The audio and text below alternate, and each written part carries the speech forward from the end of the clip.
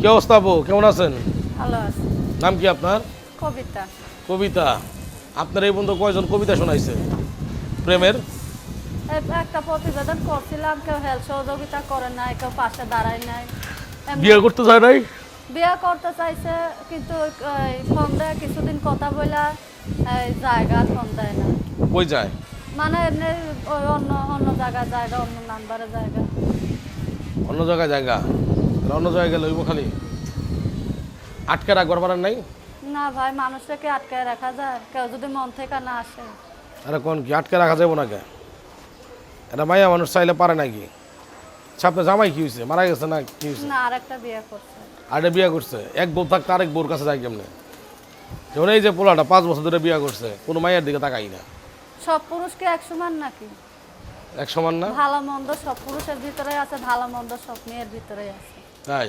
কিন্তু একটা মাইয়া চাইলে তো একটা পুরুষটা ভালো করা ওয়ান টুর ব্যাপার, আপনি পারেন যদি নাকি? একটা মেয়ে চাইলে ভালো হতো, তাহলে পৃথিবীতে আর ছেলেরা 2টা 3টা বিয়ে করতো না ভাই। কি নাই আপনার মাঝে কোন তো? এখন সবার চোখে তো সবাইরে ভালো লাগে না। হয়তো আমার কাছে আমার তার ভালো লাগে নাই, এর জন্য ফালাই থেকে গেছে। হয়তো আমার চেয়ে অনেক সুন্দর মেয়ে পাইছে। তাই না? আপনার সাথে যোগাযোগ করার মতো কোনো ফোন নাম্বার আছে? হ্যাঁ, ফোন নাম্বার আছে। সেটা দিবেন দর্শকের উদ্দেশ্যে। হ্যাঁ, দেব। তো ধরেন আপনারও তো একটা বিবাহ হয়ে গেছে, তো এরকম কোনো বিবাহিত পুরুষ যদি আপনার কাছে পেতে চায়?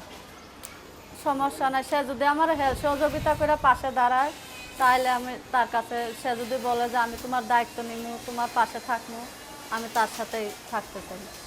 আচ্ছা দর্শক, এই সুন্দরীর সাথে যোগাযোগ করার মতো যে ফোন নাম্বারটা বলে দিচ্ছি, 01792792784। আচ্ছা, এই নাম্বারটা আপনারা ফোন দিলে সরাসরি আপনারা এই আপুরে পাবেন। তো আপু, আমরা তো প্রতিবেদন একদম শেষ পর্যায়ে চলে আসছি। তো ধরেন 40 বছরের একটা মেয়ে যদি ছেলে যদি আপনার বিয়ে করতে চায়, তাহলে সেই ক্ষেত্রে বিয়ে করবেন? সে যদি ভালো হয়, সে যদি আমার দায়িত্ব নেয়, খাওয়ান পরন দেয়, 40 বছর হইলে সমস্যা নেই। আচ্ছা, তো বিদায়ের আগে কি বলতে চান আপনার দর্শকের উদ্দেশ্যে? বিদায়ের আগে বলতে চাই, আমার পাশে থাকবে, হেল্প সহযোগিতা করে, যে আমার পাশে থাকবে, আমি তেমন একটা মনের মানুষ চাই। আর ফোন দেওয়া যা পেঁচাল পারবে সেই রকম মানুষ চাই না।